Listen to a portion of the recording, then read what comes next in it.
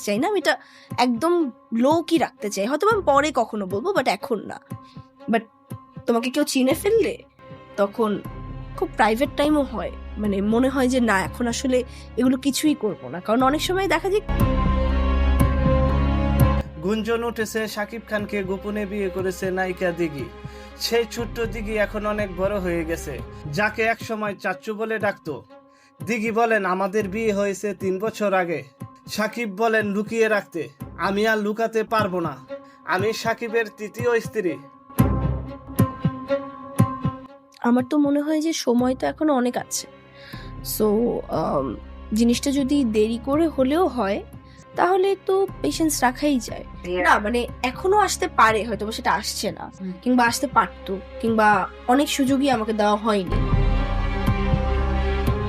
দিঘি আরো বলেন আমাদের 3 মাসের বাচ্চা আছে, সাকিব আমার বাচ্চাকে স্বীকৃতি দিচ্ছে না।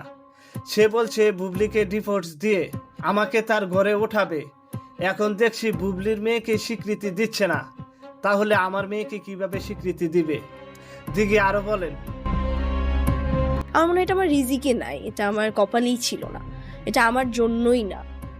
এটা তো অনেক দিন ধরে ঘটে, এটা তো নতুন না। কিছু নিউজ হয়, কিছু নিউজ হয় না, কিন্তু এটা অনেক হয়েছে। সে আমাদের একে একে 3টি মেয়ের জীবন নষ্ট করেছে।